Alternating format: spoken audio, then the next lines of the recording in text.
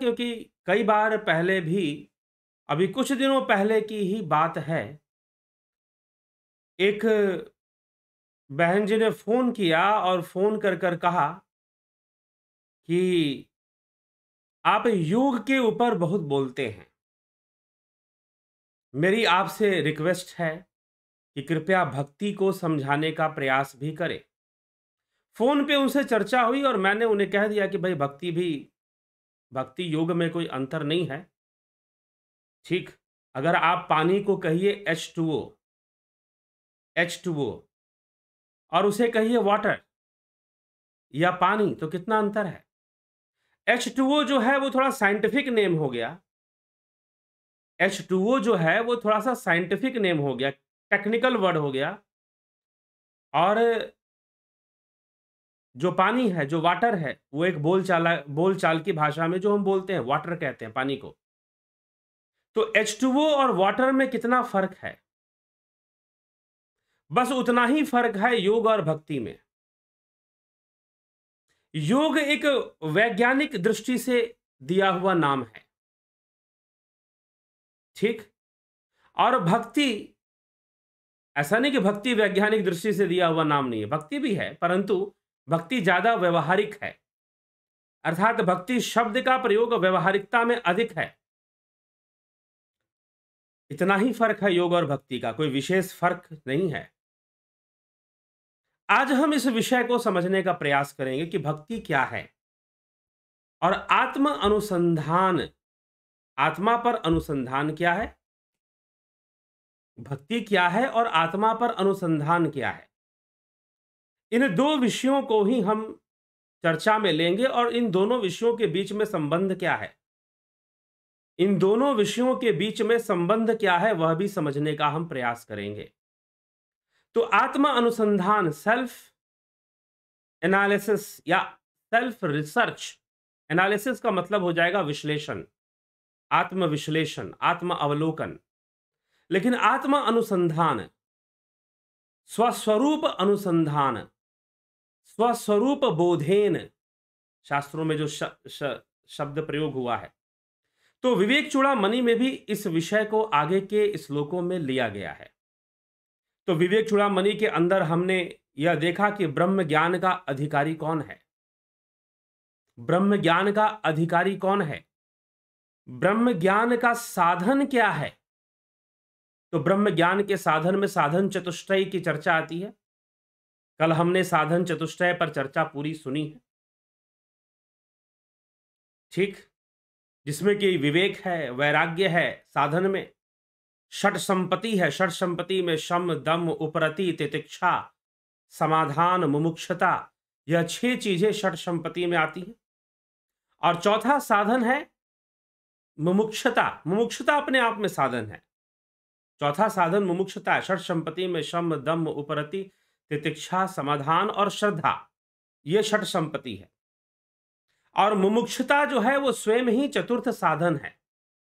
तो साधन चतुष्टय के अंदर विवेक, वैराग्य, षट संपत्ति और मुमुक्षता, ये 4 साधन बताए गए हैं ब्रह्म ज्ञान के लिए। ब्रह्म ज्ञान का मार्ग सबको मिल सकता है, लेकिन ब्रह्म ज्ञान सबको नहीं हो पाता। ब्रह्म ज्ञान का मार्ग सबको मिल सकता है, लेकिन उसका फल, उसका लक्ष्य सबको प्राप्त नहीं होता, ठीक है। तो ब्रह्म ज्ञान का मार्ग ही मिलता है। उस मार्ग पर जो विवेक से, वैराग्य से, षट संपत्ति से, मतलब शम दम उपरति तितिक्षा श्रद्धा और समाधान, ये 6 षट संपत्ति का प्रयोग करते हुए, विवेक वैराग्य का प्रयोग करते हुए और मुमुक्षता, जिनके अंदर मुमुक्षता है, ये साधन रूप में प्रयोग होते हैं। और साथ ही साथ जो तर्क वितर्क में कुशल हो, वैराग्यवान हो, विवेकवान हो, सत्य नित्यानित्य विवेक बोध जिसको हो, ऐसा व्यक्ति अधिकारी होता है, ब्रह्म ज्ञान का अधिकारी बनता है। तो ब्रह्म विद्या का अधिकारी कौन है, इस पर भी हमने चर्चा कर लिया। और ब्रह्म विद्या का साधन क्या है, इस पर भी हमने चर्चा कर लिया है, ठीक है जिज्ञासु। तो अब इसी श्रृंखला में बातें आगे बढ़ेंगी और हम चर्चा करेंगे कि आत्म अनुसंधान क्या है, आत्मा का अनुसंधान क्या है, आत्मा का अनुसंधान, और फिर भक्ति क्या है। तो स्वयं को जानने की प्रक्रिया, स्वयं को जानने की जो प्रक्रिया है, वही तो आत्मा का अनुसंधान है। क्या आप शरीर हैं? उपनिषदों में आत्म अनुसंधान पर बहुत सारी बातें लिखी गई, आत्मा के अनुसंधान पर बहुत सारी बातें लिखी गई। क्या यह शरीर है? क्या हम शरीर हैं? क्या हम इंद्रियां हैं? क्या हम मन हैं? और क्या हम बुद्धि हैं? क्या हम चित्त हैं? क्या हम अहंकार हैं? क्या हम बुद्धि हैं? क्या हम तीन गुण हैं? क्या हम पंचभूत हैं? क्या हम तन्मात्राएं हैं? हम क्या हैं? मनोबुद्धि अहंकार चित्तानि नाहं शिवोहम शिवोहम शिवोहम शिवोहम। ठीक। मैं मन से परे, बुद्धि से परे, चित्त से परे, अहंकार से परे, अंतःकरण चतुष्टय, इनसे परे मैं कुछ और हूं। तो मैं कौन हूं? तुम हो कौन, कहां से आए, कहां है निज घर तेरा, यही कारण तू भरमत डोले, तन तज कहां बसेरा। तो तुम हो कौन, कहां से आए, कहां है निज घर तेरा, यही कारण तू भरमत डोले। तुम हो कौन और तुम कहां से आए हो, तुम्हारा घर कहां है, यही तो तुम्हें जानना है, यही तो आत्म अनुसंधान का विषय है। तो जो आत्म अनुसंधान करता है वही लक्ष्य को प्राप्त करता है। योग का लक्ष्य उसी को प्राप्त होता है, ब्रह्म विद्या भी उसी को प्राप्त होती है, क्योंकि अयम आत्मा ब्रह्म से आत्मा को ही ब्रह्म सिद्ध किया गया है। कोई अलग विषय नहीं है आत्मा और ब्रह्म। ठीक। तो यही चर्चा आदि गुरु शंकराचार्य भी अपने आगे के सूत्रों में करते हैं साधन चतुष्टय के अंतर्गत। तो साधन चतुष्टय में हमने देखा कि 4 प्रकार के साधन बताए गए हैं, विवेक, वैराग्य, षट संपत्ति और मुमुक्षुता। तो मुमुक्षुता के बारे में क्या कहा गया? मुमुक्षुता के बारे में क्या कहा गया? अहंकारादिदेहांतान बंधान ज्ञान कल्पितान स्वस्वरूपावबोधेन मोक्तुमिच्छा मुमुक्षुता। अर्थात अहंकार से लेकर देह पर्यंत जितने अज्ञान कल्पित बंधन हैं, उनको अहंकार से लेकर, मतलब बुद्धि, अहंकार, मन, चित्त, संस्कार, उनमें कई संस्कार, पंचभूत, तन्मात्राएं, ज्ञानेंद्रियां, कर्मेंद्रियां, यह सब जीव का स्वरूप है। तो अहंकार से लेकर इस स्थूल देह पर्यंत जितने भी अज्ञान कल्पित बंधन, ये सब बंधन है। चित्त भी बंधन है, बुद्धि भी बंधन है, अहंकार भी बंधन है, मन भी बंधन है, पंचभूत भी बंधन है, तन्मात्राएं भी बंधन है, ज्ञान इंद्रियां भी बंधन है, कर्म इंद्रियां भी बंधन है, सब कुछ तो बंधन ही है। तो ये सारी चीजें बंधन युक्त हैं। तो इन सभी बंधन के लिए जो मुक्ति है, अपने स्वरूप के ज्ञान द्वारा, अर्थात आत्मा के ज्ञान द्वारा, स्वरूपावबोधेन। यहां पर स्वरूप शब्द का प्रयोग क्यों किया जा रहा है और स्वरूप के ज्ञान की चर्चा क्यों की जा रही है? स्वरूप शब्द का प्रयोग और स्वरूप के ज्ञान की चर्चा क्यों हो रही है? इसलिए हो रही है क्योंकि स्वरूप शब्द ज्यादा स्पष्ट है, आत्मा शब्द से स्वरूप ज्यादा स्पष्ट है। महर्षि पतंजलि भी तद्रष्टु स्वरूपे अवस्था नाम की चर्चा वो करते हैं, स्वरूप में स्वरूप की अवस्था की बात वो करते हैं। आदि गुरु शंकराचार्य भी यहां पर स्वस्वरूप बोधेन शब्द का प्रयोग करते हैं कि स्वयं से स्वयं के भीतर स्वस्वरूपावबोधेन मुक्तुमिच्छा मुमुक्षुता। मुमुक्षुता क्या है? अहंकार से लेकर देह पर्यंत जितने भी अज्ञान कल्पित बंधन हैं, उनको अपने स्वरूप के ज्ञान द्वारा, उन सभी बंधनों को अपने स्वरूप के ज्ञान द्वारा काट देना, नष्ट कर देना। अर्थात आत्मज्ञान के द्वारा, अपने स्वरूप के ज्ञान द्वारा उन सभी बंधनों को काट देना ही, काट देने की जो इच्छा है, उन सभी बंधनों को अहंकार से लेकर अहंकारादि देहांतान बंधान ज्ञान कल्पितान, अहंकार से लेकर देह पर्यंत जितने भी अज्ञान कल्पित बंधन हैं, उन सभी बंधनों को स्वरूप के ज्ञान से खंडित कर देना, काट देना, उन बंधनों को तोड़ देने की जो तीव्र इच्छा है, जो विविदिशा है, वही मुमुक्षुता है। वही मुमुक्षुता है, उसी को मुमुक्षुता कहते हैं, जो कि दुर्लभ है। आदि गुरु शंकराचार्य ने कहा कि दुर्लभम त्रय में वेद देवानुग्रह हेतुकम मनुष्यत्वम मुमुक्षत्वम महापुरुष संश्रय, कि दुर्लभ है, तीन चीज है, मनुष्यता दुर्लभ है, उसके बाद मुमुक्षुता दुर्लभ है, और महापुरुष का आश्रय दुर्लभ है। तो ये दुर्लभ वस्तुएं बताई गई हैं। तो दुर्लभता में मुमुक्षुता आती है, तो इसीलिए मुमुक्षुता क्या चीज है? अहंकार से देह पर्यंत जितने भी अज्ञान कल्पित बंधन हैं, उन सभी बंधनों को स्वरूप के ज्ञान से, स्वस्वरूपावबोधेन, आदि गुरु शंकराचार्य, स्वरूप के ज्ञान से उनको खंडित कर देने की जो तीव्र इच्छा है, वही मुमुक्षुता है, वही मुमुक्षुता है। अब मुमुक्षुता मंद भी हो सकती है, किसी के अंदर मोक्ष प्राप्ति की बड़ी तीव्र इच्छा हो, किसी के अंदर थोड़ी सी इच्छा हो, तो अब उसके बारे में आदि गुरु शंकराचार्य कहते हैं कि कैसे फिर सफलता मिलेगी भाई, अगर कम है मुमुक्षुता तो क्या कहते हैं? तो वो कहते हैं कि मंद मध्यम रूपापि वैराग्येन क्षमादिना प्रसादेन गुरु सेयम प्रवृद्धा सूयते फलम। वह जो मुमुक्षुता है, किसी के अंदर मंद होती है, किसी के अंदर मध्य होती है, मध्यम होती है। मंद मध्यम रूपापि वैराग्येन क्षमादिना प्रसादेन गुरु सेयम प्रवृद्धा सूयते फलम, अर्थात किसी की मुमुक्षुता मंद होती है, मध्यम होती है, लेकिन तीव्र नहीं होती। मोक्ष कामना तो है, मोक्ष प्राप्ति की इच्छा तो है, लेकिन उसमें तीव्रता नहीं है, उसमें बेचैनी नहीं है कि आदमी उसके बिना रह ही ना सके, ठीक है, मोक्ष के बिना। तो जब ऐसी मुमुक्षुता नहीं है, मंद मुमुक्षुता है या मध्यम मुमुक्षुता है, तो भी वैराग्य तथा शम आदि षट संपत्ति और गुरु की सेवा, गुरु कृपा से मिल जाने से, अगर मान लीजिए कि मुमुक्षुता थोड़ी सी भी है, उसमें अगर वैराग्य का सहयोग मिल जाए, शम दम आदि षट संपत्ति का सहयोग मिल जाए, और साथ में गुरु का अनुग्रह भी प्राप्त हो जाए, गुरु की सद्भावना, गुरु की कृपा भावना, कृपा दृष्टि भी अगर हो जाए, मतलब कि आपके मुमुक्षुता से अगर गुरु के अंदर थोड़ी प्रसन्नता आ जाए, तो निश्चय ही वो कृपा दृष्टि डाल देंगे, उनकी प्रसन्नता अगर जुड़ गई तो अगर ऐसा हो जाए, तो निश्चय ही फिर क्या होने वाला है, आपको सफलता मिल जाएगी, ब्रह्म ज्ञान के मार्ग पर आपको सफलता मिल जाएगी, ऐसा कहा जा रहा है।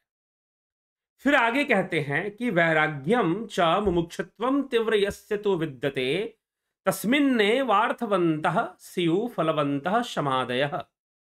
जिस पुरुष में वैराग्य और मुमुक्षुता तीव्र होती है, उसी में शमादि चरितार्थ और सफल होते हैं। लेकिन यह भी साथ में कह दिया गया, ठीक है, अगर मंद मुमुक्षुता है और उसमें गुरु कृपा हो जाए आपके ऊपर, वैराग्य भी अगर साथ में समर्थन वैराग्य का मिल जाए, तो आपको सफलता मिलनी शुरू हो जाएगी। लेकिन अगर वैराग्य भी तीव्र हो, मुमुक्षुता और वैराग्य दोनों का तीव्र होना दुर्लभ है, सबके अंदर नहीं होता। कई बार मुमुक्षुता तो होती है लेकिन वैराग्य नहीं होता। लेकिन सबसे बड़ी चीज क्या है, देखिए, आदि गुरु शंकराचार्य का जो विषय है, यहां पर मुमुक्षुता ही महत्वपूर्ण विषय है। मुमुक्षुता का होना ही सर्वोपरि है,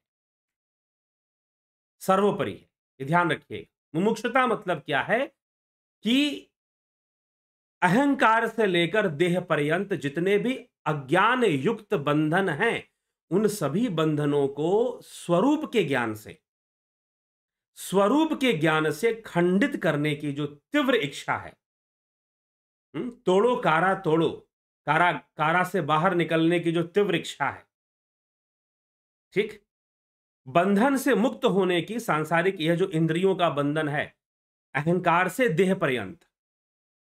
क्योंकि कई बार हम मोक्ष की बातें, छोटी सी जुबान आदमी बड़ी बड़ी बातें बहुत आसानी से कह जाता है, बड़ी बड़ी बातें बहुत आसानी से कह जाता है। तो मोक्ष शब्द का मुंह से प्रयोग कर लेना बड़ा आसान है कि ऐसा कर लो तुमको मोक्ष मिल जाएगा, वैसा कर लो तुमको मोक्ष मिल जाएगा। अरे भाई, पहले यह तो समझो मोक्ष किस चिड़िया का नाम है, पहले तो यह तो समझो, क्यों, क्या मोक्ष करना, मोक्ष प्राप्त करके भला करना ही क्या है, क्यों तुम्हें मोक्ष प्राप्त करने की आवश्यकता है। तो फलाने महात्मा जी ने कह दिया कि भाई ऐसा पूजा करवा लो मोक्ष हो जाएगा, काशी में चले जाओ मोक्ष हो जाएगा, तीर्थ यात्रा कर लो मोक्ष हो जाएगा। हाँ, ठीक है। तो मोक्ष के कई उपाय बताए जा रहे हैं, लेकिन अब भगवान शिव कहते हैं इदम तीर्थमीदम तीर्थ भ्रमंती, इदम तीर्थमीदम तीर्थ भ्रमंती, ठीक ना। तामसा जना आत्मतीर्थम न जानन्ति कथम मोक्षम वरानने, आत्मतीर्थम न जानन्ति कथम मोक्षम वरानने। ठीक। तो जो आत्म तीर्थ को नहीं जानते, जो स्वयं को ही नहीं जानते, वो जो आत्मा को नहीं जाना, वो परमात्मा को क्या जानकर करेगा और क्या दावा करेगा, क्या दावा करेगा। ठीक है। तो इसीलिए होता क्या है कि आदमी बहुत जल्दी कुएं का मेंढक बनने के लिए तैयार हो जाता है, और फिर सारी भाषा कोई अनुसंधान करना नहीं उसको, और किसी आसमानी ताकत को मानना है, ये लोक है, वो लोक है, वो लोक है, वो लोक है, ऐसा लोक है, वैसा लोक है। प्रैक्टिकल वे में आपके पास कुछ है ही नहीं। अगर आपके सामने कोई चीज है जिसको आपको जानना चाहिए, तो सर्वप्रथम वो आपकी आत्मा है। ठीक है, वो आपकी आत्मा है। तो ये हमें सर्वप्रथम जानने का विषय है। तो ये ना जानकर अगर आदमी कुछ और जानने का, इसीलिए यहां पर कहा जा रहा है कि मोक्ष क्या है, स्वरूप के ज्ञान से, अहंकार से देह पर्यंत सारे बंधनों को काटने की तीव्र इच्छा, यह मोक्ष मुमुक्षुता कही जाती है। और बंधनों का कट जाना ही मोक्ष है, बंधनों का कट जाना ही मोक्ष है। और जब तक आप, अब कुछ लोग बोलेंगे कि नहीं भाई, जीव तो कभी ब्रह्मलीन हो ही नहीं सकता, जीव तो जीव ही रहेगा, हमेशा जीव रहेगा।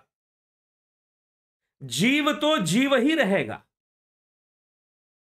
ठीक है, वो हमेशा ही जीव रहेगा। तो मतलब हमेशा इंद्रियों के बंधन में रहेगा, यह मानना पड़ेगा। हमेशा पंचभूतों के बंधन में रहेगा, यह भी मानना पड़ेगा।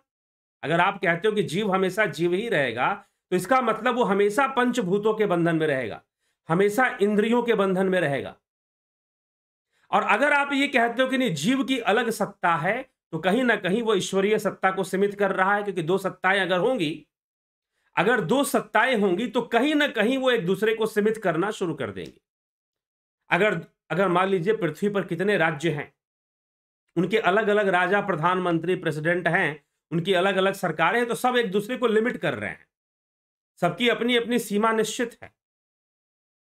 तो जब आप बात करते हो कि नहीं दो सत्ता है, तीन सत्ता है, तो इसका मतलब ये तीनों सत्ताएं किसी ना किसी पॉइंट पर, किसी ना किसी पॉइंट पर बंधन में आ जाएंगी, एक दूसरे को सीमित कर देंगे, लिमिटेड कर देंगे एक दूसरे को, कहीं ना कहीं ये आ जाएगा ये चीज। ठीक है। तो ये हमें फिर विचार करना पड़ेगा कि भाई जीव की सत्ता है कि नहीं है। तो जीव की सत्ता बंधन युक्त है, जीव बंधन युक्त है, जीव का अस्तित्व भी बंधन में है, इंद्रियों के बंधन में, पंचभूतों के बंधन में, अंतःकरण के बंधन में जीव का अस्तित्व है। यही बात समझ में आती है। बाकी अगर कोई बात, क्योंकि देखिए मैं जो यहां बात बोलता हूं किसी का पक्षधर नहीं हूं, कौन किस मत से जुड़ा हुआ है, कौन गौड़िया मठ से जुड़ा हुआ है, कौन जो है आर्य समाज से जुड़ा हुआ है, ठीक है भैया। अगर आपने बिना रिसर्च किए, without any research, personal research, किसी की किताब पढ़कर ही नहीं मात्र मान लेना, आपका व्यक्तिगत बिना रिसर्च के, अनुसंधान किए, उस तर्क पर गए, आप जब मानते हैं कि जीव की सत्ता है, तो कैसे जीव की सत्ता है? और यह विचारधारा विकसित कब हुई है, तो यह भी आपको थोड़ा सा गौर करना पड़ेगा कि यह विचारधारा कब विकसित हुई है। तो जीव का जो अस्तित्व है वह बंधन युक्त है, बंधन में होने के कारण ही जीव जीव है, बंधन में होने के कारण ही जीव जीव है। ठीक। तो विचार कर ले, अच्छे से समझ ले इस विषय को। तो स्वरूप की उपलब्धि, स्वरूप की उपलब्धि मतलब स्वरूप का ज्ञान होना। स्वरूप का ज्ञान होने का तात्पर्य आत्मा का ज्ञान होना, आत्मज्ञान होना, और स्वरूप ज्ञान के द्वारा जो इस बंधन को काट सकता है, जो इस बंधन को नष्ट कर सकता है, वो मोक्ष की प्राप्ति करता है। इसीलिए कहा गया इदम तीर्थमिदम तीर्थ भ्रमंती तामसा जना आत्म तीर्थम न जानंती कथम मोक्षम वराणे। बहुत सारे तीर्थों की यात्रा करने वाले वो तामसी लोग जो आत्म तीर्थ को नहीं जानते हैं, मोक्ष उनके लिए नहीं होता, उन्हें मोक्ष की प्राप्ति नहीं हो सकती है। तो आत्मतीर्थ सर्वोपरि हो जाता है। और आदि गुरु शंकराचार्य यहां पर यही समझा रहे, आत्मतीर्थ वैराग्यम च मुमुक्षुत्वम तीव्रम यस्य तु विद्यते तस्मिन्ने वार्थवन्तः स्यु फलवन्तः समादयः। जिस पुरुष में वैराग्य और मुमुक्षुत्व तीव्र होते हैं उसमें समादि चरितार्थ होते हैं। तो मुमुक्षुता सर्वोपरि है, मुमुक्षुता सर्वोपरि है। कहोगे वैरागी बन जाओ, आप कहोगे कि शम दम का पालन करो, ब्रह्मचर्य का पालन करो, हाँ,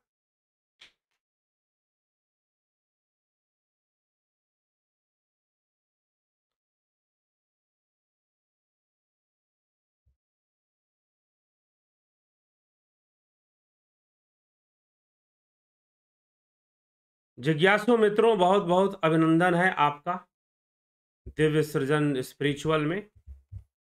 और अभी पिछले काफी समय से थोड़ा सी एक गैपिंग हो गई थी, एक जो है गैपिंग हो गई थी क्योंकि इंटरनेट की समस्या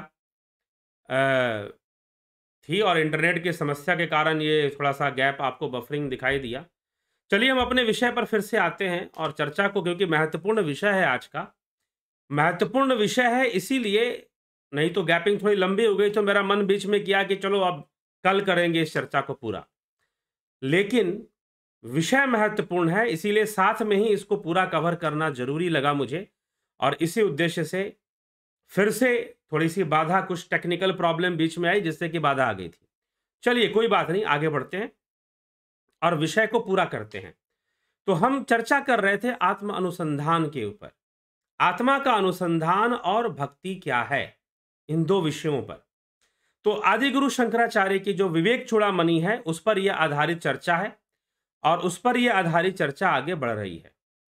तो विवेक चूड़ामणि आत्मानुसंधान स्वरूप की उपलब्धि, इसकी चर्चा यहां पर की जा रही है। और आदि गुरु शंकराचार्य कहते हैं कि मंद मुमुक्षुता अगर हो और वैराग्य का समर्थन मिल जाए, शम आदि संपत्ति और गुरु कृपा हो जाए तो भी फल की प्राप्ति हो सकती है। नहीं तो तीव्र और वैराग्य, मुमुक्षुता और वैराग्य दोनों अगर तीव्र हो तो उसमें बहुत आसानी से शम दम आदि चरितार्थ हो जाते हैं। फिर वो कहते हैं एतयोर मंदता यत्र विरक्त्व मुमुक्षयो मरौ सलीलवतत्र क्षमादेर्भा समात्रता। जहां इन वैराग्य और मुमुक्षुत्व की मंदता है वहां पर शम आदि का भी मरुस्थल में जल प्रतीति के समान आभास मात्र ही समझना चाहिए। तो अब यहां पर देखिए कुछ बहुत ही गहरी बात कही जा रही है कि मुमुक्षुता सबसे अधिक महत्वपूर्ण है। जिस व्यक्ति के अंदर मुमुक्षुता तीव्र नहीं है तो उसके अंदर वैराग्य भी तीव्र नहीं आ पाएगा, उसके अंदर शम दम आदि जो षट संपत्ति है, शम दम उपरति तितिक्षा श्रद्धा और समाधान, यह षट संपत्ति कहलाती हैं। तो इन षट संपत्तियों का चरितार्थ होना आसान नहीं हो पाएगा। वो किस प्रकार से होंगे? जैसे मरुस्थल में थोड़ा बहुत जल दिखाई देता है, जैसे मरुस्थल में थोड़ा बहुत जल दिखाई देता है वैसे ही उस व्यक्ति के अंदर वैराग्य दिखाई देगा, थोड़े बहुत जल के समान। वैसे ही उस व्यक्ति के अंदर शम दम आदि चरितार्थ हो पाएंगे, क्योंकि शम दम ब्रह्मचर्य वैराग्य यह सब जबरदस्ती से स्थापित नहीं होते, इनका आचरण जबरदस्ती से नहीं किया जा सकता।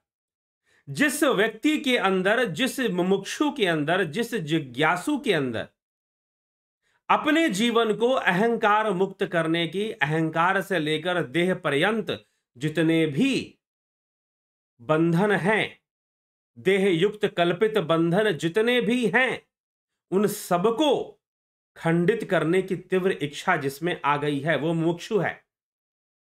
और जिसको मुक्त होने की तीव्र इच्छा अगर नहीं आई है,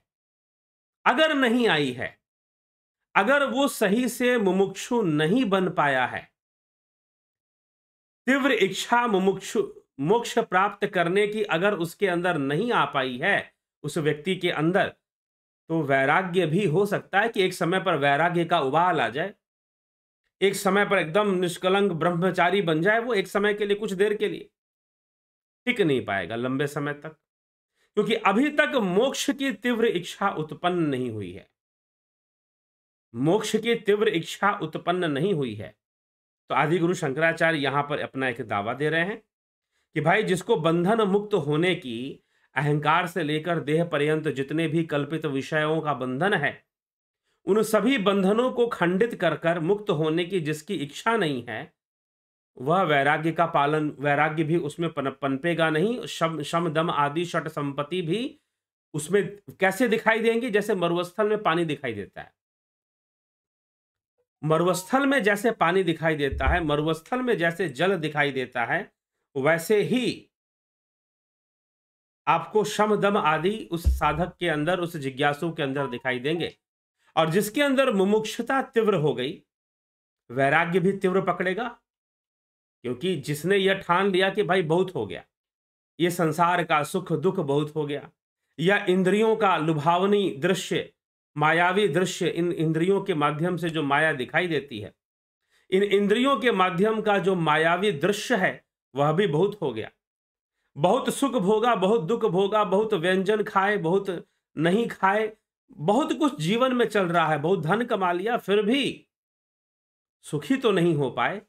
और जिसने ये जान लिया, जिसने इस इंद्रियों के रहस्य को समझ लिया कि ये किस प्रकार से भ्रमित करती हैं, किस प्रकार से दुखी करती हैं, तो इनसे, इनके बंधन से मुक्त होना ही उचित है। जिसके मन में जबरदस्ती नहीं, जबरदस्ती तुम मोक्ष के मार्ग पर चलो, जबरदस्ती तुम वैरागी बनो, जबरदस्ती तुम ब्रह्मचर्य का पालन करो।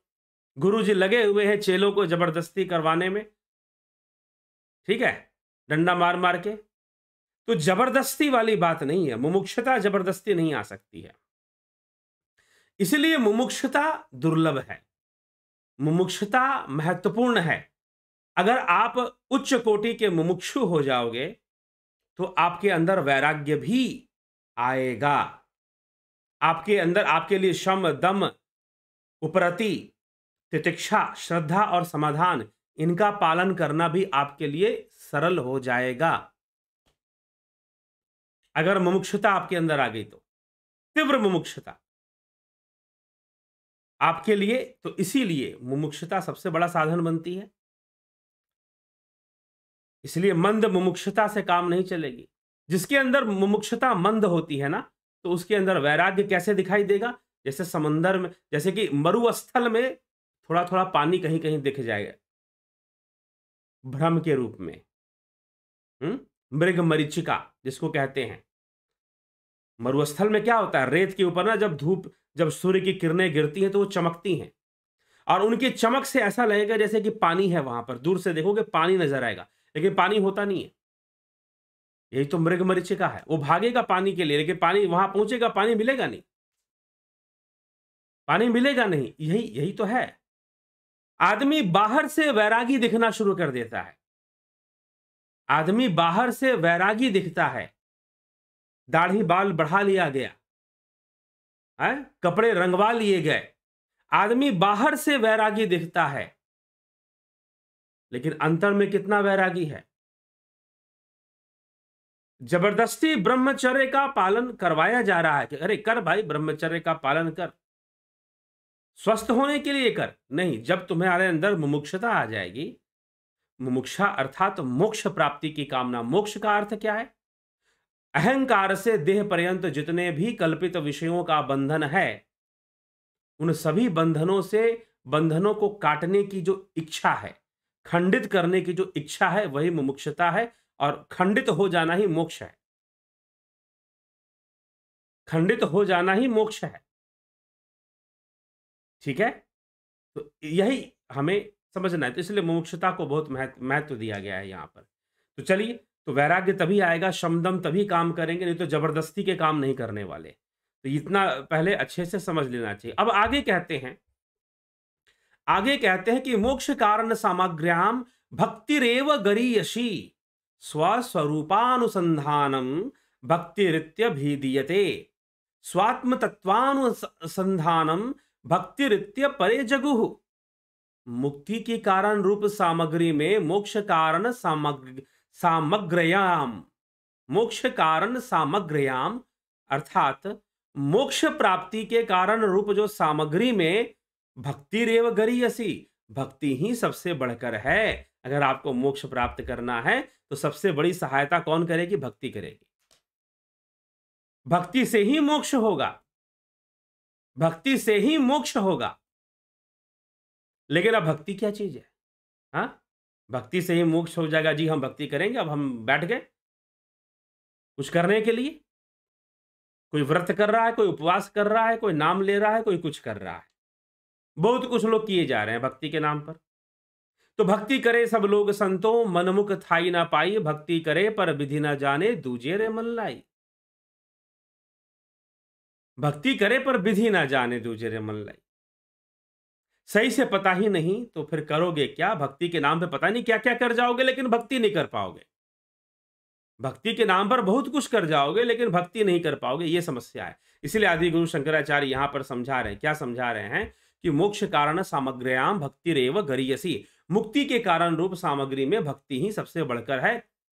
और अपने वास्तविक स्वरूप का अनुसंधान करना, स्वस्वरूपानुसंधानम भक्तिरित्यभिधीयते, स्वस्वरूपानुसंधानम भक्तिरित्यभिधीयते, स्वात्म तत्वानुसंधानम भक्तिरित्यपरे जगु। कि अर्थात स्वरूप के ऊपर अनुसंधान करना, स्वस्वरूपानुसंधानम भक्तिरित्यभिधीयते, कि अपने वास्तविक स्वरूप का अनुसंधान करना ही भक्ति कहलाता है। कोई कोई स्वात्म तत्वानुसंधानम, स्वात्म तत्व का अर्थात आत्म तत्व का अनुसंधान करना ही भक्ति है। तो पहले तो ये जान लो कि भक्ति क्या है। आदि गुरु शंकराचार्य यहां पर 32वां श्लोक, 32वें मंत्र में यहां पर विवेक चूड़ामणि के अंतर्गत यहां पर वो भक्ति तत्व की चर्चा करते हुए कह रहे हैं कि भक्ति क्या है। मोक्ष के प्राप्ति में जो सबसे बड़ी जो सामग्री है, मोक्ष प्राप्ति में जो सबसे बड़ी जो सामग्री है वो स्वयं भक्ति है। जो सर्वश्रेष्ठ है वो भक्ति है। लेकिन भक्ति क्या है? स्वस्वरूपानुसंधानम, कि अपने स्वरूप पर आत्मा का अनुसंधान करना ही भक्ति है। कुछ लोग उसे स्वात्म तत्वानुसंधानम कहते हैं, कि स्व आत्म तत्व का अनुसंधान करना ही भक्ति है। तो भक्ति क्या कह रहे हैं आदि गुरु शंकराचार्य? यहां पर भक्ति कह रहे हैं कि स्वस्वरूपानुसंधानम भक्तिरित्यभिधीयते, स्वात्म तत्वानुसंधानम भक्तिरित्यपरे जगुः।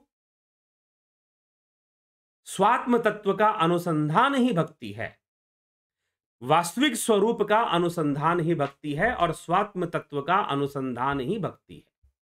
ठीक है, स्वात्म तत्व का अनुसंधान ही भक्ति है, स्वरूप का अनुसंधान ही भक्ति है। तो भक्ति और योग में कोई अंतर नहीं है। भक्ति और योग में कोई अंतर नहीं है। मैंने पहले ही कहा कि आप H2O बोलो और वाटर बोलो, एक ही बात है, एक ही बात है। ठीक, तो H2O बोलो या वाटर बोलो, एक ही बात है। तो इसलिए H2O, योग और भक्ति कुछ ऐसा ही संयोग है। योग थोड़ा सा ज्यादा साइंटिफिक टर्म हो जाता है, भक्ति व्यवहारिकता में ज्यादा प्रयोग किया जाता है। भाई भक्ति करो, सबको भक्ति करनी चाहिए। लेकिन भक्ति और एक योग एक ही विषय है। स्वरूप का अनुसंधान ही योग है, स्वरूप का अनुसंधान ही भक्ति है।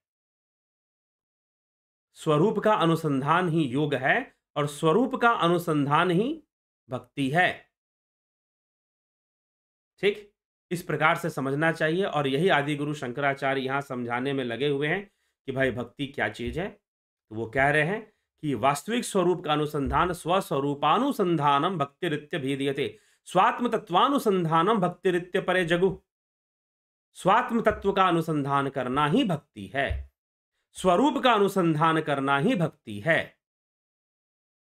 क्योंकि अद्वैत का मुख्य लक्ष्य आत्मा है, आत्मा है। योग का मुख्य लक्ष्य स्वरूप है। अब आप कहोगे कि जी नहीं, भक्ति का लक्ष्य तो वो भगवान जी हैं वैकुंठ में जो वास करते हैं। वैकुंठ में जो वास करते हैं वो भगवान ही भक्ति का लक्ष्य हैं। तो भगवान तो भगों से संपन्न है, गुणों से संपन्न ही है वो, और भगों से संपन्न है। ठीक, ये हमें मानना पड़ेगा। तो गुणों से संपन्न कुछ नहीं होता, गुणों का बंधन होता है, ये ध्यान रखिएगा। ये संपूर्ण आप बंधन में है, गुणों के बंधन में, आपका जीवन गुणों के बंधन में है, आपका जीवन भी गुणों के बंधन में ही है। ठीक, तो गुणों का बंधन मौजूद है यहां पर, लेकिन जो आत्मा है, जो ब्रह्म तत्व है, वह बंधन से परे है, वह गुणातीत है, वह भावातीत है, इसलिए उसे भावातीत और गुणातीत कहा गया। इंद्रियों से परे है वो, इंद्रियों की सीमा है, इंद्रियां सत्य नहीं देखती, इंद्रियां वही देखती हैं जो इंद्रियों के देखने की क्षमता है, इंद्रियां उससे आगे नहीं देख पाती है। इसीलिए संसार कैसा दिखाई देता है, जैसी हमारी इंद्रियां हैं वैसा ही हमें संसार दिखाई देता है। इंद्रियां चश्मा की तरह है, काला चश्मा पहनोगे काली चीजें नजर आएंगी, काला काला सब पर शेड में नजर आएगा सब कुछ। लाल चश्मा पहनोगे चीजें लाल नजर आनी शुरू हो जाएंगी। बल्ब के ऊपर आप लाल प्लास्टिक लगा दो, लोग लगा देते हैं, वो लाल रोशनी फेंकने लग जाती है। हरा लगा दो तो हरी रोशनी फेंकेगी, नीला लगा दो नीली रोशनी, पीला लगा दो पीली रोशनी। तो ये इंद्रियों की गति है। इसलिए इंद्रियां जो देखती हैं वह सत्य नहीं है, सीमित है, मिथ्या है, बिल्कुल सही नहीं है। जैसे रज्जु में सर्प की भ्रांति हो जाती है या भ्रम हो जाता है, वैसे ही ये संसार है, इंद्रियों के माध्यम से दिखने वाला संसार वह वैसा ही है। ठीक, क्योंकि इंद्रियों की क्षमता पर निर्भर है, जो भी दिखाई देगा वह इंद्रियों की क्षमता पर निर्भर है। यह यहां पर विषय आ जाता है कि इंद्रियों की क्षमता पर निर्भर है सब कुछ। तो इसीलिए स्वरूप, इंद्रियों से दिखने वाला विषय स्वरूप नहीं है, आत्मा नहीं है, आत्मा इंद्रियों से परे है, इंद्रियातीत है। इसीलिए आत्म अनुसंधान करो, आत्मा ही तुम्हारा लक्ष्य है, अद्वैत में आत्मा ही लक्ष्य है। कोई भगवान, कोई आसमानी ताकत जो ऊपर से बैठा है हमारे ऊपर कृपा बरसा देगा, हमारे साथ चमत्कार कर देगा, हमारे साथ ऐसी कोई किसी भी ऐसी शक्ति को, किसी भी ऐसी शक्ति को अद्वैत या पतंजलि का योग सूत्र इस प्रकार से जिसको हम मानकर चलते हैं, मानकर चलते हैं, तो बिना जाने क्यों मानते हो? ठीक, तो बिना जाने मानते ही क्यों हो? तो ऐसी किसी भी शक्ति को नहीं माना जाता है। अद्वैत विचारधारा ऐसी किसी भी शक्ति को नहीं मानती है। इसी कारण से वो क्या कहती है कि आत्मा की प्राप्ति करना, आत्मा का अनुसंधान करना, स्वरूप का अनुसंधान करना ही भक्ति है। भक्ति क्या है? आज का यह प्रश्न है, भक्ति क्या है? तो उत्तर मिल गया, आत्मा का अनुसंधान करना ही भक्ति है, स्वरूप का अनुसंधान करना ही भक्ति है। तो सनातन धर्म की विशेषता है यह, उपनिषद विचारधारा की विशेषता है कि आत्मा महत्वपूर्ण है।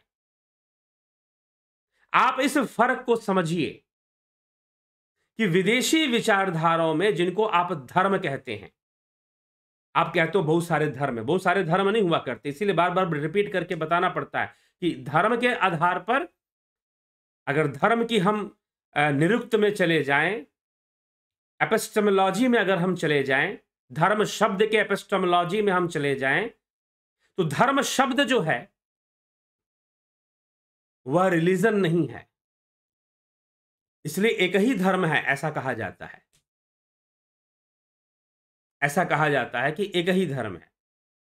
वहां पर किसी आसमानी ताकत का महत्व है, और यहां आपको उपदेश दिया जा रहा है अपनी आत्मा का अनुसंधान करो, नो दाई सेल्फ। ठीक है, अपनी आत्मा का अनुसंधान करो, यह उपदेश यहां दिया जा रहा है। स्वरूप का अनुसंधान करो, आत्मा का अनुसंधान करना ही भक्ति है, स्वरूप का अनुसंधान करना ही भक्ति है। आदि गुरु शंकराचार्य विवेक चूड़ामणि के अंतर्गत किस श्लोक में, तो 32वें श्लोक में, 32 नंबर 32वें श्लोक में भक्ति की यह परिभाषा दे रहे हैं कि आत्मा का अनुसंधान करना ही भक्ति है, स्वरूप का अनुसंधान करना ही भक्ति है, और यही सनातन धर्म की विशेषता है।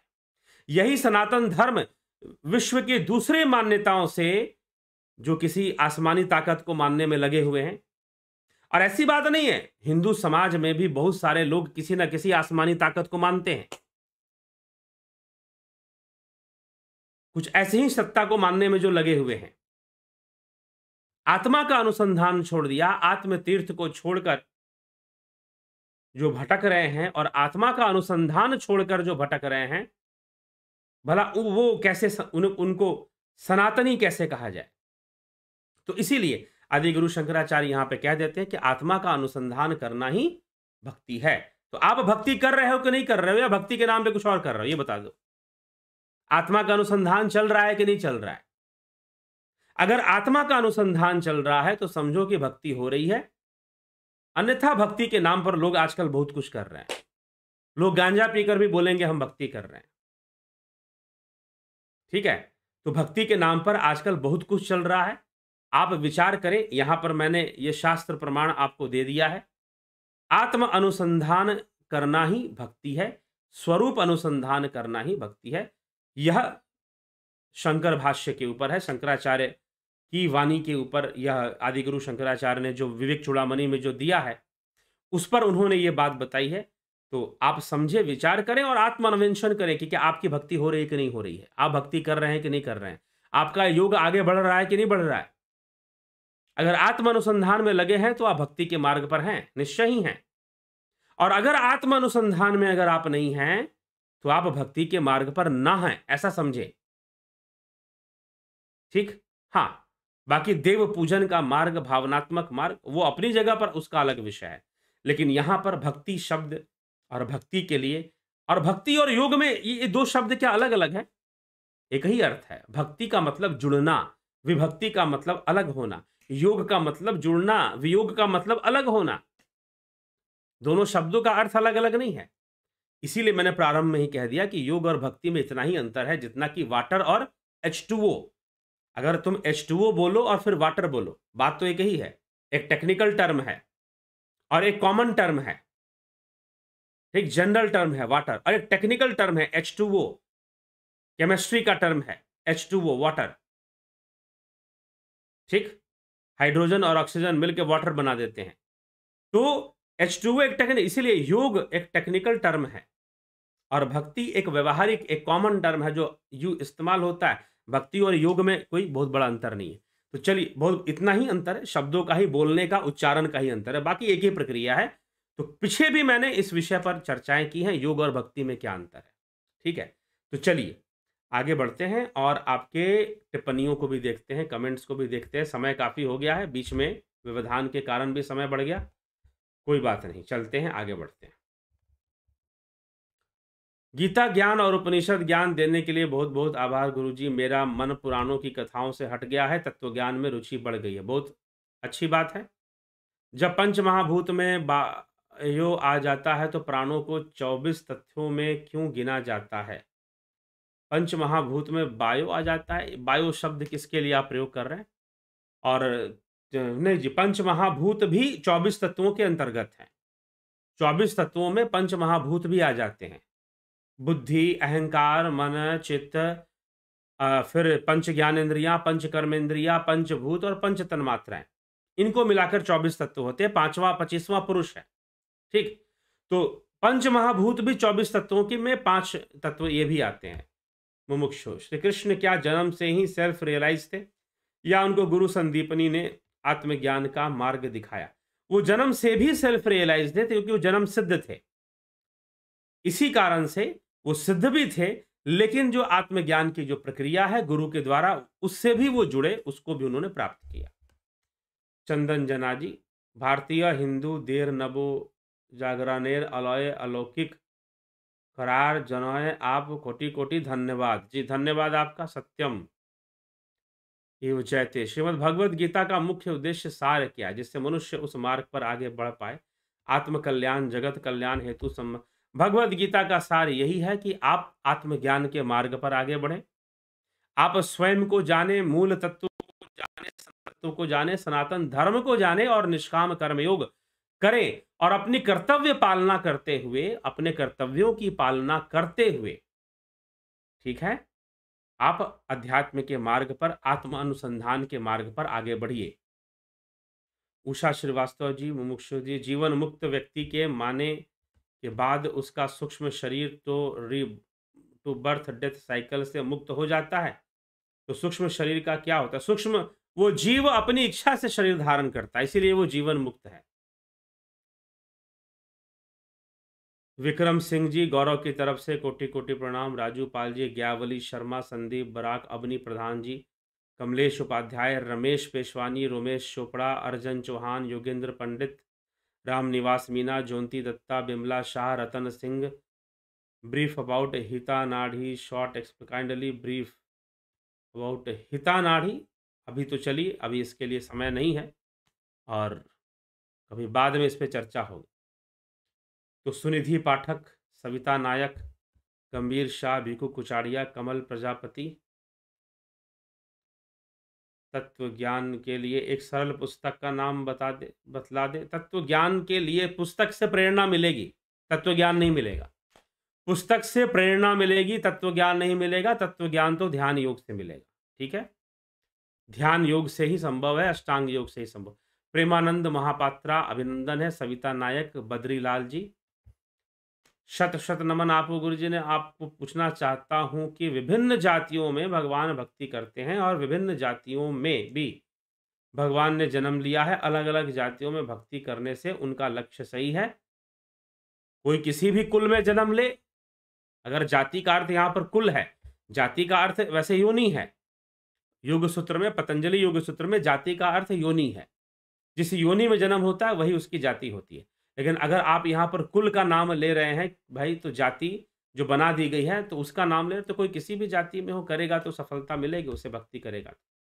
अनिल कुमार, पिंटू वासवा, अमृत शुक्ला, गीता देवी, मायावादी भाष्य सुनीले हुई, सर्वांश, कमलेश खैरनार जी, रजनेश बर्फानी जी, ओम ओम ओम, किसी को गले लगाना चाहिए, ओम परम प्रकाश, ठीक है जी। Vinod Kumar Sharma, Jitendra Sahu, Sanjay Kumar, Smita Sawant, the real fact, Niti Sinha ji, Sharmanand Pandit ji, Virendra Mishra, best friends, Harish Dangwal, Smita Sawant. आपकी आवाज नहीं आ रही है, अब तो आवाज आ रही होगी, आवाज तो क्लियर है फिलहाल। अब बीच में गड़बड़ हो गया था, इंटरनेट कनेक्शन का डिस्कनेक्शन हो गया था। चलिए, जयप्रकाश यादव, महात्मा में ऐसा समझता हूं, जयप्रकाश यादव जी कुछ कहना चाहते हैं। समझता हूं कि परमात्मा का ज्ञान है तभी ध्यान व उसके आगे की क्रियाएं संभव है। क्या मेरी समझ उचित है? परमात्मा का ज्ञान का क्या तात्पर्य है, ये बताइए।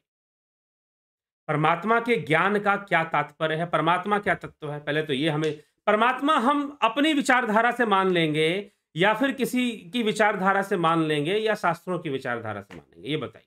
अभी आत्मा परमात्मा का विषय विवेक चूड़ामणि में आने वाला है।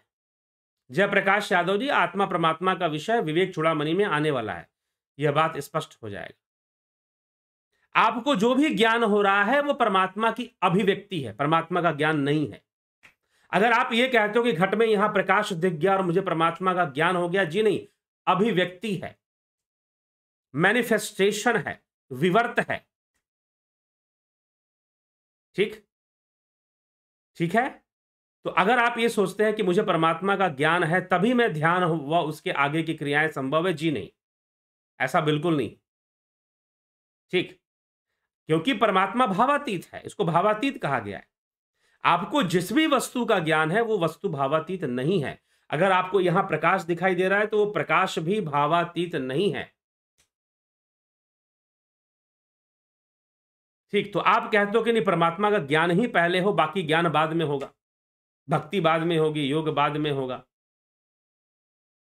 नहीं, तो ऐसा नहीं होता। आत्म अनुसंधान का विषय है पूरी तरह से, विवेक चूड़ामणि का विषय, अद्वैत का विषय, पतंजलि योग सूत्र का विषय, आत्म अनुसंधान का विषय है। आप जो कह रहे हैं ये महर्षि पतंजलि ने लिखना चाहिए था, शायद वो लिखना भूल गए गलती से, कि पहले परमात्मा का ज्ञान करो तब बाकी चीजें बाद में होंगी।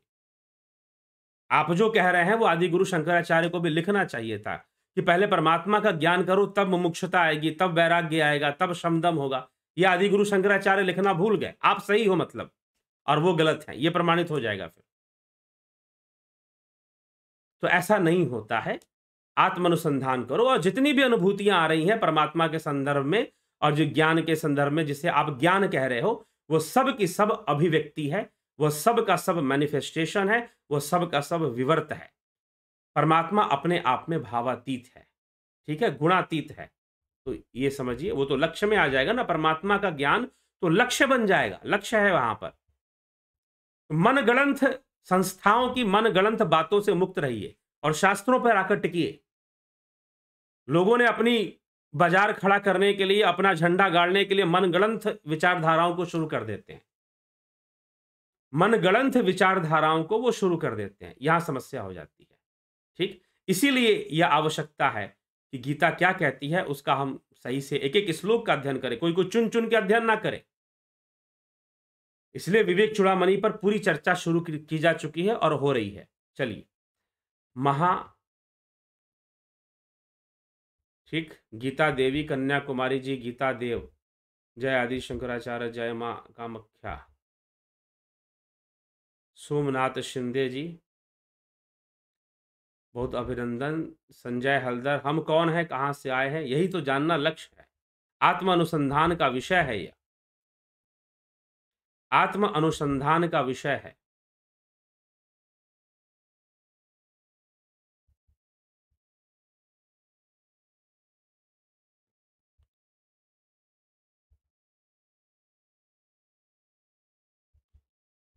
हाँ, निराकार परमात्मा के भक्त कम क्यों है? कोई निराकार परमात्मा की भक्ति का उपदेश ही नहीं है तो कहां से होंगे?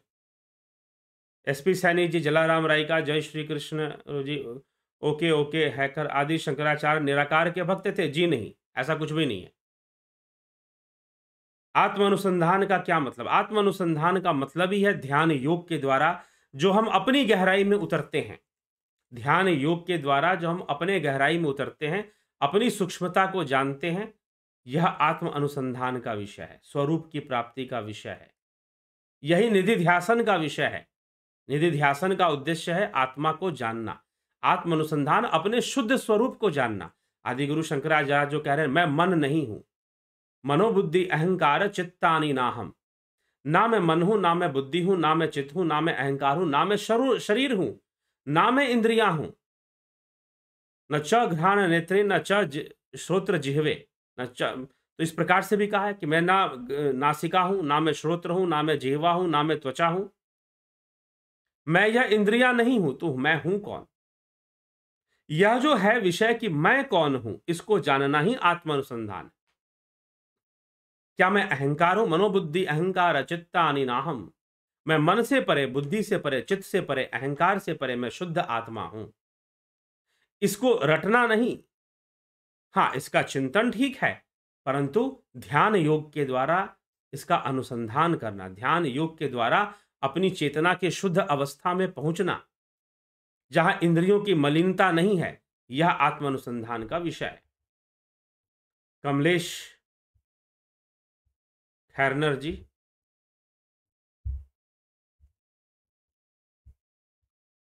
चलिए, अनुसंधान का अर्थ बताने की कृपा करें। संस्कृत अनुसंधान का जो अर्थ है, आत्मा का अनुसंधान, अर्थात उस पर काम करना, एक तरह का उस पर संधान करना।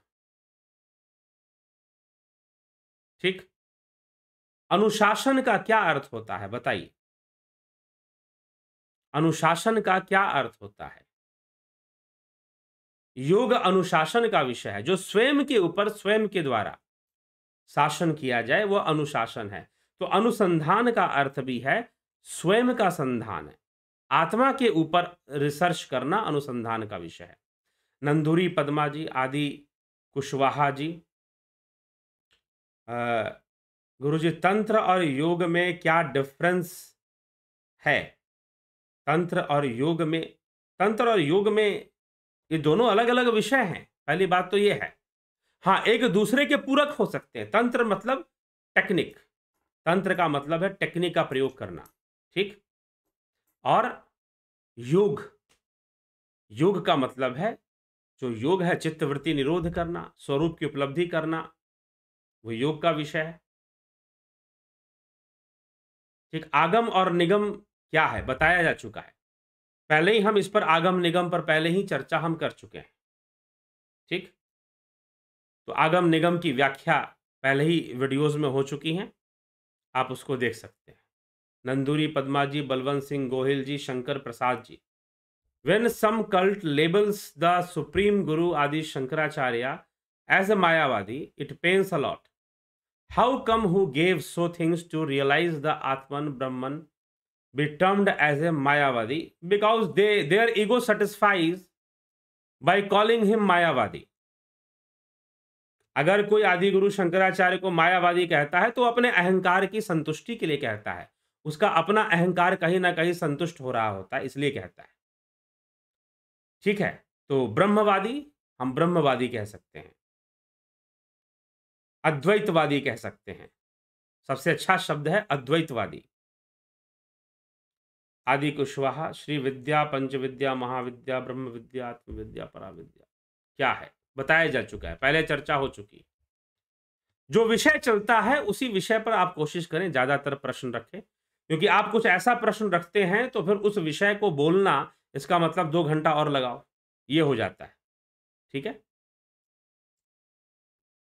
दयानंद जी, चंद्रेश्वर पांडे जी, बहुत अभिनंदन आपका। हरिमोहन गुप्ता, प्रणाम। ज्ञान कहता है सूर्य चलता है, विज्ञान कहता है स्थिर है, कृपया मार्गदर्शन करें।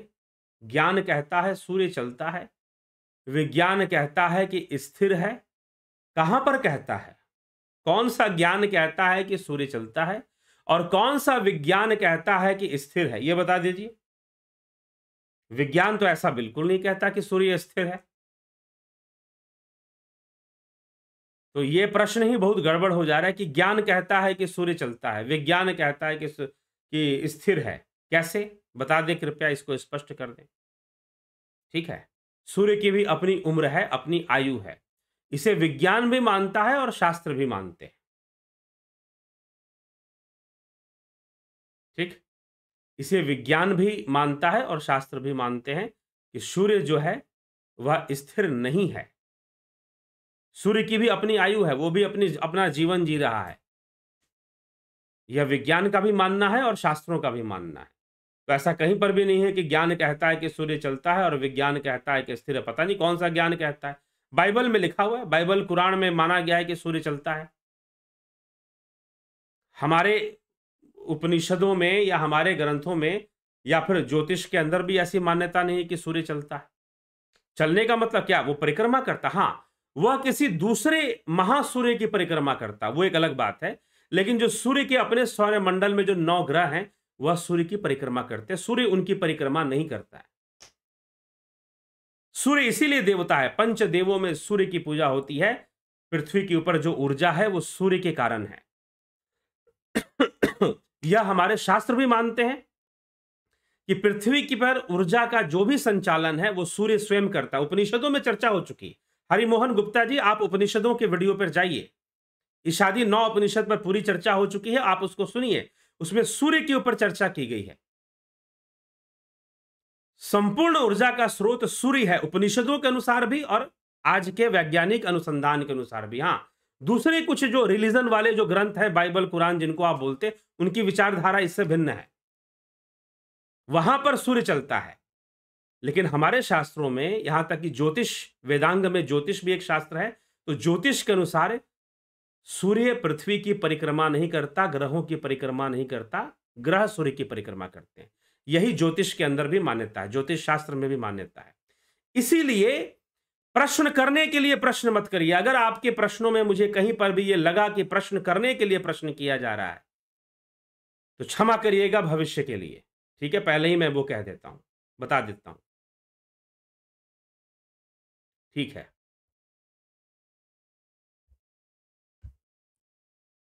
ब्रजेश सिंह जी, क्या आप सदगुरु से डिस्कशन कर सकते हैं? कैसे, किस विषय पर करना है डिस्कशन, बताओ भाई। किस विषय पर सदगुरु से डिस्कशन किया जाए? टॉपिक क्या होगा और क्यों किया जाए? ठीक, तो ये चीज है। हो सकता है कि कई विषयों पर उनकी और मेरी विचारधारा एक हो जाए, एक जैसी हो जाए। तो फिर किस विषय पर आप डिस्कशन करेंगे, तो वो विषय स्पष्ट हो तब तो हम उस पे कुछ कह सकते हैं। तो चलिए, इसी के साथ मैं विचारों को यहाँ विराम दूंगा। अगर कल फिर आदि गुरु शंकराचार्य की इस अद्भुत ग्रंथ विवेक चूड़ामणि के अगले विषयों पर हम चर्चा लेकर आएंगे, आगे के विषयों पर चर्चा करेंगे। तो अभी फिलहाल आपसे अध्यात्म, अध्यात्म तो एक कॉमन विषय है, कॉमन टर्म है अध्यात्म, लेकिन एक विशालता के साथ उसमें उसको समझने का प्रयास करना, वो एक विषय है कि उसमें भी कौन सा विषय, उसमें भी कौन सा विषय। अध्यात्म में बहुत सारे विषय हैं, जीव है, आत्मा है, ब्रह्म है, मन है। अध्यात्म के अंदर स्पिरिचुअलिटी भी है, साइकोलॉजी भी है। ठीक, हमारे भारतीय अध्यात्म में साइकोलॉजी भी है, स्पिरिचुअलिटी भी है, सारी चीजें आ जाती हैं। ठीक, you will become popular, popular होने के लिए नहीं करना है, ठीक है, पॉपुलर होने के लिए नहीं करना है ब्रजेश सिंह जी। हाँ, कोई निष्कर्ष निकालना है, किसी निष्कर्ष पे पहुंचना है तो अवश्य चर्चा करें, कोई दिक्कत नहीं है। लेकिन पॉपुलर तो बहुत लोग हो जाते हैं। पॉपुलर होना क्या है, एक मिस वर्ल्ड है वो भी पॉपुलर हो जाती है। लेकिन कोई किस क्षेत्र में पॉपुलर होना चाहता है या कोई किस क्षेत्र में लोग उसे जानते हैं, वो एक अलग अलग उसका इंपॉर्टेंस होता है। और ऐसे लोग हैं, कई ऐसे लोग हैं, विभूतियां, अगर हम इतिहास पढ़ेंगे ब्रजेश सिंह जी, ऐसी कई विभूतियां हुई हैं, जीते जी उनको दुनिया नहीं जानती थी, उनके काम को भी दुनिया नहीं पूछती थी, लेकिन उनके मृत्यु के बाद उनके काम को दुनिया ने देखा, समझा और जानना चाहा। इसीलिए कर्म ही सर्वोपरि है, कर्म ही सर्वोपरि। हम अपना कर्म करते जाएंगे। किसी मोड़ पर कोई सदगुरु मिल गए, कोई महागुरु मिल गए, कोई मिल गए तो उनसे चर्चा हो जाएगी, ठीक है, किसी मोड़ पर। लेकिन हमारा अपना कर्म ही महत्वपूर्ण रखता है। कोई टेक्निक यूज को करना, कोई तिड़कम बाजी यूज करना कि ऐसे पॉपुलर हो जाते हैं, वैसे पॉपुलर हो जाते हैं, इसकी कोई महत्वाकांक्षा नहीं है, क्योंकि पॉपुलर होने में बहुत बड़ा बंधन है। पॉपुलर होने में बहुत बड़ा बंधन है, ठीक है। तो मैं यहां पर जो दे रहा हूं, जो बातें बता रहा हूं, वो पॉपुलर होने के लिए नहीं बता रहा हूं, लोगों के कॉन्सेप्ट क्लियर करने के लिए बता रहा हूं, ताकि सही विषय समझ में आ जाए।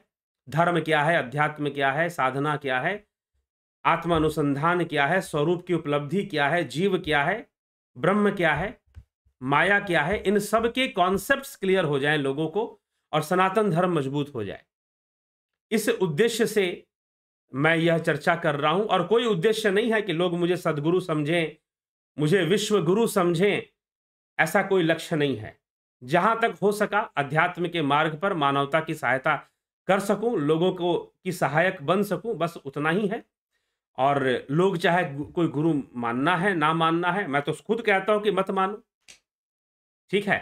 तो ये चीज है। तो किसी मोड़ पर कोई सदगुरु मिल जाएंगे, कोई मिल जाएगा तो उनसे भी चर्चा कर लेंगे, उसमें कोई वो नहीं है। लेकिन कोई पॉपुलर होने की कोई तीव्र इच्छा या पॉपुलर होने की कोई अति जिज्ञासा, ऐसा कुछ नहीं है। हाँ, कोई मिल जाएगा तो बहुत अच्छी बात है, कर लेंगे, कोई करने में कोई दिक्कत नहीं है।